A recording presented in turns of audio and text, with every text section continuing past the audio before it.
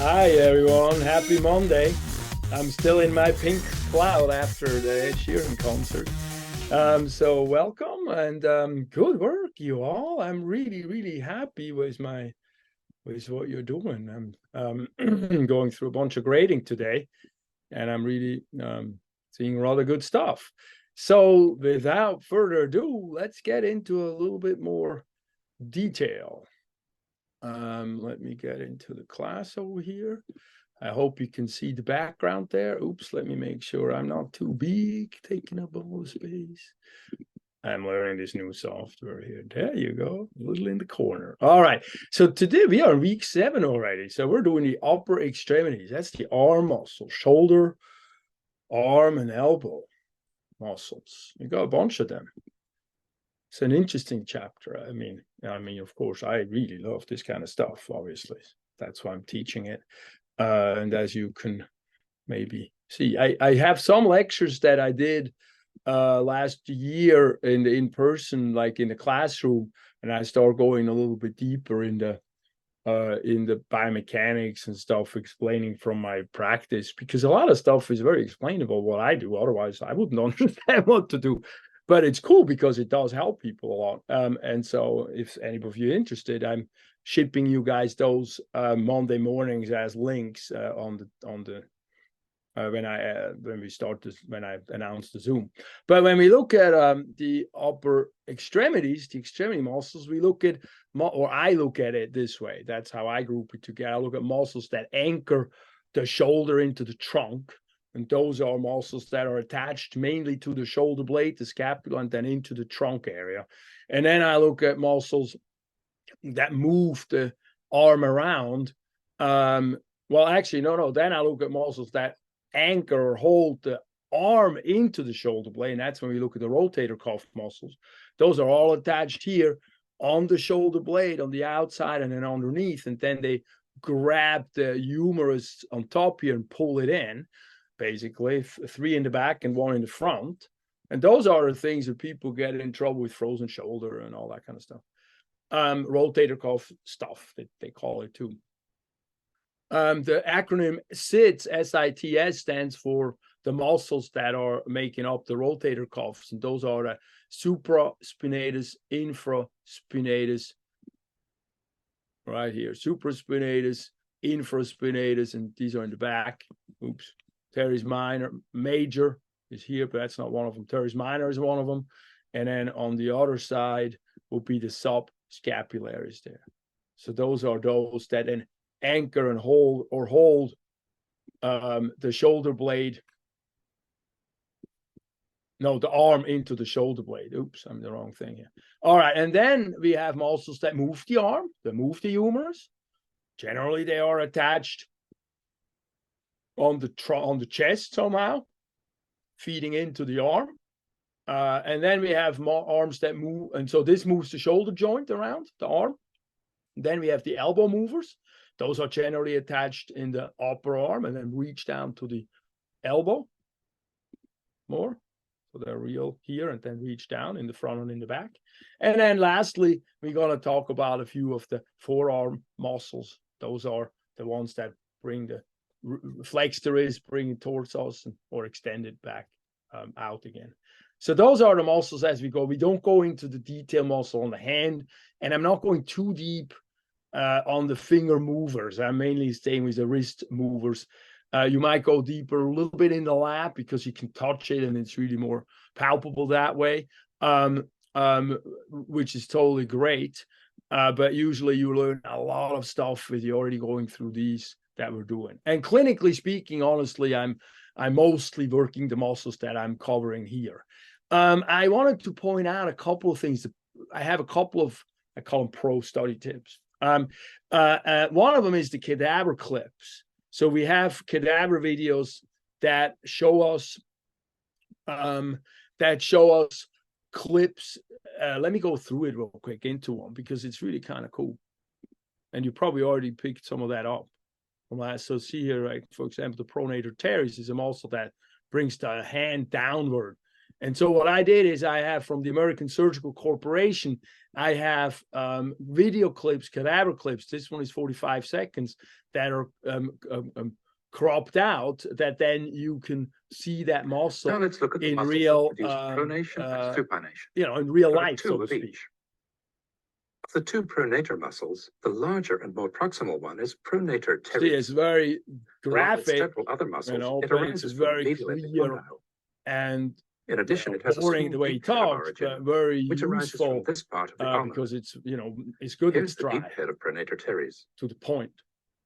The So anyway, I wanted to just point that out to you, that's I have that for every muscle that I did, and up here I cropped them all together in one whole document and file. That way you can just organize it, or if you go to study for them, you can go like from muscle to muscle if you want. Then I also have a PDF document that I put together at some point, or, you know, came from some place and put it on my Dropbox, and that you're happy to print out, download, print out, because what you see there, you see every muscle drawn independently, individually, and you can, you know, clip it out, make a flashcard or color, use it for coloring and labeling, but it's really a good tool to get deeper in the material. So a lot of people like that. And then I have my favorite muscle picture that I did for my own studies.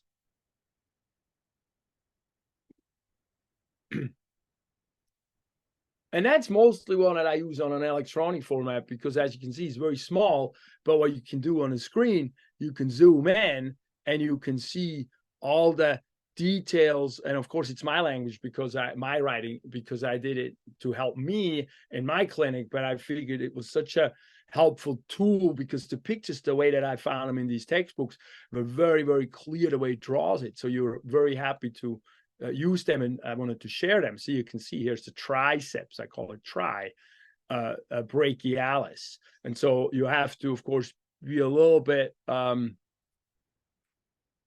integrating the information, but on this chart, you basically have everything that you will need in muscle departments. You even go much deeper than we go. You go to the foot, I go to the hand in here. I use this a lot for my analysis when I have a patient in the office, for example, and I do detailed work and analysis. I use this to actually find real detailed muscle attachments. But I wanted to put it here because it's useful at every level, I feel, or students have been liking it. So that's basically it in terms of the lecture portion this week. So we're slowing down on the terminology a little in my lecture world, because it takes a little more time to integrate the muscles. It's a little bit more work with the muscles, because on the, look at how young I've got hair here. So these are all the muscles that I want you to label and color on the upper extremities. And let me get to the student view real quick. That way we see the annotation. Because what I want you to do is, you know, print it out or annotate it here and then upload it. But on these, I will want you to put the origin, the insertion, the muscle attachments, as well as the actions of each of the muscles. That way they were listed, or use your own words. That's totally fine. But describe them. That way you integrate the information more than just labeling it and coloring it. And then we did the posture, and you guys are doing great. I'm really proud of you. I have to squeeze a lot of information, of that kind of information into, because for me, it's important. It's clinical information. And so I feel like the more I can teach you on that front, the better you're prepared for the real world. And some of you, of course, already are doing that stuff, but not all of you. And the injury, I mean, the posture evaluation is the second one. So we had the seated position in gravity, and now we have the standing position in gravity. And now as we go to the muscles, we're going to do in the third one. And the third is a 2-weeker. So you don't have to do it in 1 week. It's the injury prevention evaluation. And these are, so what I do here, let me see. First, I talk about biomechanics some more. And then we do an evaluation. This is clinical. This is how I talk to my patients about their biomechanics and how that they can understand it. And I want you to also, I want to give you that information at that level. So some of the talks is not as clinical language. So hopefully it comes across, because I think it's very important stuff. So I give you a biomechanics background of what's going on with the muscles when the injury happens and so forth. And then I give you an evaluation, or I create an evaluation. No, I didn't create the evaluation. The thing that I did with this evaluation is I brought it from complicated language for orthopedic language and like weird normative data descriptions and whatever. I'm not really a statistics person myself. And so I made it into language that I can give a pamphlet to my patients and say like, hey, when you have some time, go through these, because if you go through these tests, we have shown over whatever research and stuff, they have a lot of value to explain and help you keep your movement apparatus from getting injured as you go through life. And so some of them are easy for us because, we're 20 years old. That's fine. Like a balancing test is not that hard, for example, for many of us. For some of us, it is. But you have normative data that tells you how long you should be able to balance with your eyes open, with your eyes closed on each leg. And look at it's incredible how fast it goes down as we get into the 60s and 70s in terms of how long we should be able to hold the stuff, especially when the eye's closed. And so if you don't fall within that normative data, then oh, my balancing is not that great. Maybe I should do a little bit of balancing exercises and balance a little bit each day. So you can actually individualize your program to help your apparatus get better and get less injured, because guess what? If we can't balance, we fall down and we are 80 years old, we're going to hospital, and that is not a good idea. And so it is not maybe when you're 20 that important, but overall, it is very important. And I do have a lot of patients nowadays who are very sedentary. They do not balance well when they're even young. And so I wanted to do that. Then we get into things like a squat test, which is a bit more muscle, a little bit more hard. So, and we do that. Now, if any of that hurts you, stop it and text me, reach out. Don't go through pain with this. This is a test to see how are you doing. We have normative data of how many we should be able to do. And if you fall below that, oh, my muscles that hold me up against gravity are not that strong. Maybe I should go for a little bit more walk, or go walk a little bit more uphill and not just flat to build up those muscles, or maybe do some squats and do a few squats each day, and that will help. And so to keep your body in a shape, the machine, so to speak, in a shape that it is least injury prone, right? And so we have a next one. It's a side bridge. How long can you hold a side bridge? Depending on that is the trunk muscles that it tests, obviously, right? And so if that trunk musculature is not that strong, you're gonna be wobbly when you move your extremities in the trunk. That is a lot of injuries to the shoulder, for example, and the hips that get worn out more if we do, and so that's why the core musculature is so important for us. And so we have 12 of these tests that I want you. They're not all holding things. A lot of them are also like flexibility, because if our ankles are not, if we're not flexible in the back here, the whole fascia chain that connects everything from the sole of the foot up the back to the forehead is tight. And so stuff tears around the way, for example, if we get older and if that's not pliable. And they want to talk about the different way of stretching the different muscles. And so as we get next week to the leg muscles, this is a 2-week thing, because it takes you a little bit of time. So you will learn more, understand why the anatomy of how these muscles work. And so then it brings it all kind of together. We also have, for example, a lowering. Now this, what else we have? Oh, we also have one cardio test that's in there. And so that's the 3-minute step test that tells us what our pulse rate is doing in terms of what our conditioning is doing. And so that helps us understand a little bit about that. So that's the third element that it touches. So it touches on some muscle strength, some flexibility stuff, and then the cardio, and the balancing as the fourth thing. So I put that. I didn't put those tests together myself. They actually came in a program, and all I really did is translate them into language that we can kind of understand. And so I want you to go through this evaluation. First the biomechanics, do the questions, then the evaluation, and then answer the evaluation questions.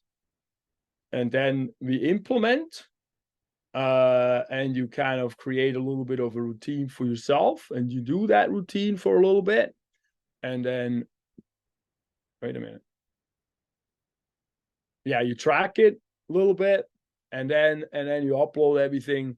And the tracking, obviously, if you're tracking and it goes after you're uploading, you just upload twice, and I give you, or you resubmit that part, and I give you the full point value. I've started doing it that way. That works well. So do a little bit of work with that, and see how it goes. Again, if anything causes you pain or trouble or question marks, reach out. I'm a phone call away. I'm not far away. And shoot me a text, and we can look at the phone call. See, isn't that fun? And with that, I think we're pretty much good for this week, because if you have any questions, shoot me a text. Otherwise, I wish you a wonderful week, and be in touch, and happy studying. Bye-bye.